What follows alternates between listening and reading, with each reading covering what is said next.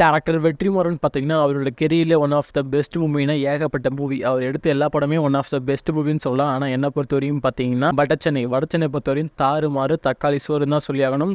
ஏன்னா ஒவ்வொரு கேரக்டரோட யூனிக்கும் வேற லெவல்ல இருக்கும். இது ஒரு பக்கம் இருந்தாலும் சாங்கு இந்த படத்துக்கு போட்ட மியூசிக் டைரக்டர் சந்தோஷ் நாராயண் இந்த படத்தோட ஒரு பெரிய பேக் போர்டுன்னு சொல்லியாகணும். தனுஷ் வர ஒவ்வொரு ஃப்ரேம்லையும் டேரக்டர் அமீர் வர ஒவ்வொரு ஃப்ரேம்லையும் சரி பிஜிஎம்லாம் தாறுமாறு தெருக்கி விட்டுருப்பாரு. அந்த மாதிரி ஒவ்வொரு சீன்லையும் போட்டிருப்பாரு. இந்த பார்ட் 2 படத்துக்காக நீங்க எல்லாரும் வெயிட் பண்ணியிருப்பீங்க. ஏன்னா இந்த பார்ட் 2 வரதுக்கு டிலே ஆகும்னு இப்போ வந்து நடந்த ஒரு இன்டர்வியூல வெற்றிமாறனே சொல்லியிருக்காரு.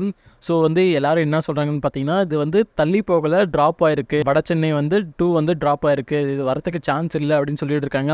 ஏன்னா ஏகப்பட்ட லைனப் தனுஷோட லைனப்லையும் ஏகப்பட்ட படம் இருக்கு. அதே மாதிரி வெற்றிமாறனோட லைனப்லையும் ஏகப்பட்ட படம் இருக்கு. கண்டிப்பாக இப்போதைக்கு நடக்காது. இன்னும் ஒரு 5 இயர்ஸ் நடக்கிறதுக்கு சான்ஸே இல்லைன்னு சொல்லியிருக்காங்க.